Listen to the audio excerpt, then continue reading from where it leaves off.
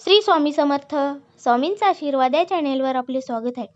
स्वामी आपल्या सगळ्या चांगल्या इच्छा पूर्ण करत ही स्वामींच्या चरणी प्रार्थना.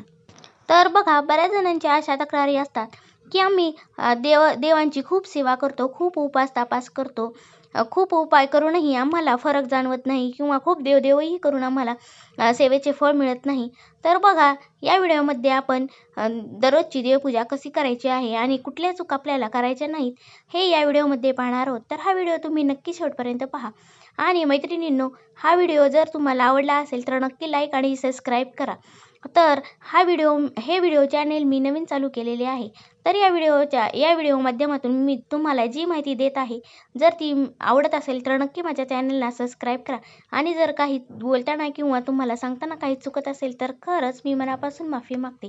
तर बघा, रोजची देवपूजा करत असताना कित्येक जण एकाच भांड्यामध्ये सगळे देव एकत्र करतात आणि त्यांना एकत्र अंघोळ घालतात. तर आपल्याला तसे करायचे नाही आहे. तर प्रथम देव आपल्याला एका ताटात काढून घ्यायचे आहेत आणि एक एक देव घेऊन आपल्याला नंतर त्यांना एक एक करून अंघोळ घालायची आहे. तर बघा, आपण कित्येक जण तर असंच करतात की एका परातीमध्ये किंवा एका पात्रामध्ये सगळे देव एकत्र ठेवतात आणि त्यांच्यावर पाणी ओततात आणि झाली देवपूजा. आपल्याला हे असे करायचे नाही. तर आपण अंघोळ करताना तसं करतो का? तर तसं नाही. तर प्रत्येक देव आपल्याला एका ताटामध्ये काढायचे आहे आणि प्रत्येक देवाला आपल्याला सेपरेट अंघोळ घालायची आहे. आणि नंतर अंघोळ झाल्यानंतर आपल्याला देव हे पुसून त्यांच्या स्थानावर मांडायचे आहेत. आपण तसेच ओले देव त्या स्थानावर मांडायचे नाहीत. आणि बघा, कुठलीही सेवा करत असताना आपल्याला प्रथम दिवा लावून घ्यायचा आहे आणि नंतर देवपूजा चालू करायची आहे. आणि त्याचबरोबर बघा, आपले देवघर हे आपल्या बेडरूममध्ये नसावे.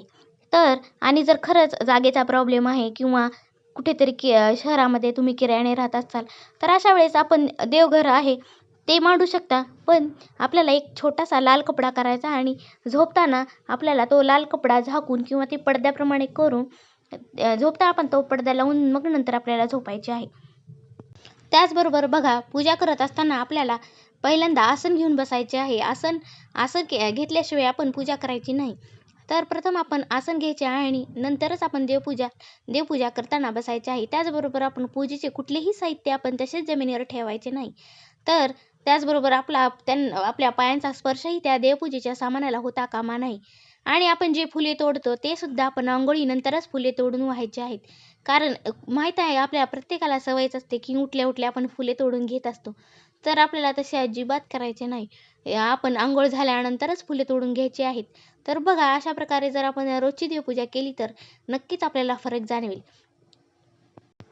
आणि दुसरी गोष्ट म्हणजे प्रत्येकजण आपण देवपूजा करत असताना किंवा म्हणा आपण कुठलाही संकल्प घेऊन कुठलेही कार्य करत असतो, तर तो संकल्प आपण जेवढा लवकर होईल तेवढा लवकर तो संकल्प पूर्ण करायचा आहे. आणि त्याचबरोबर आपण देवाला नवस बोलत असतो. जर तो नवस आपल्याकडून फेडला गेला नाही तर आपल्याला त्या सेवेचे फळ मिळणार नाही. म्हणून आपण जेवढ्या लवकर होईल तेवढा आपल्या बोललेला नवस हा फेडायचा आहे. तर बघा, कित्येक लोक नवस बोलतात आणि विसरून जातात. कित्येक लोकांच्या आपण केलेला नवससुद्धा लक्षात राहत नाही. म्हणून त्यांना घरात बरकत दिसत नाही किंवा केलेल्या पूजेचे फळ मिळत नाही. तर बघा, यासारख्या अनेक छोट्या मोठ्या गोष्टी आहेत, त्या आपण देवपूजा करताना कटाक्षाने पाळल्या पाहिजेत.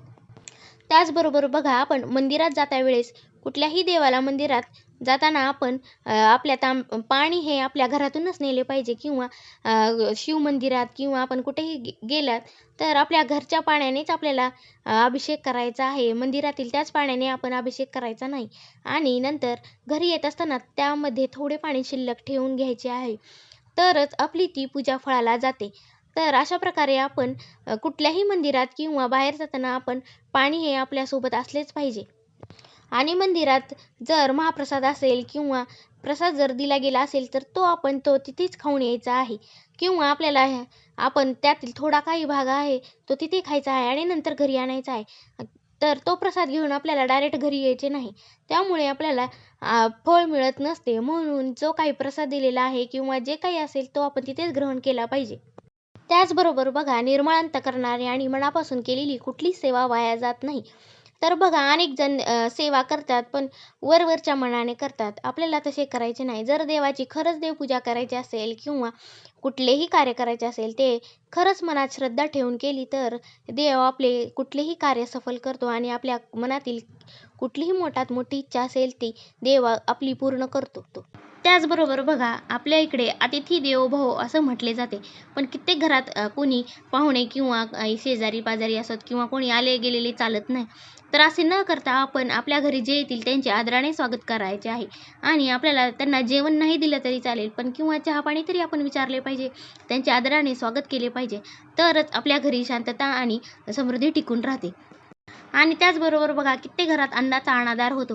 कितीतरी अन्न आपण वाया घालवतो आणि कितीतरी घरामध्ये ते अन्न हे डस्टबिनमध्ये टाकले जाते. तर तसे न करता आपण कुठल्याही एखाद्या गरीबाला जर ते अन्न दिले तर त्याचा दुवा आपल्याला मिळत असतो. आणि जर ज्या घरात अन्नाचा अनादर होतो त्या घरात अन्नपूर्णा टिकत नाही. त्यामुळे घरात दारिद्र्य लागते. घरात लक्ष्मी टिकून राहत नाही आणि अशा घरात अलक्ष्मीचा वास होतो. घरात भांडणे किंवा कटकटी निर्माण होतात. ज्या घरात भांडणे, कटकटी निर्माण होतात अशा घरात लक्ष्मी वास करत नाही.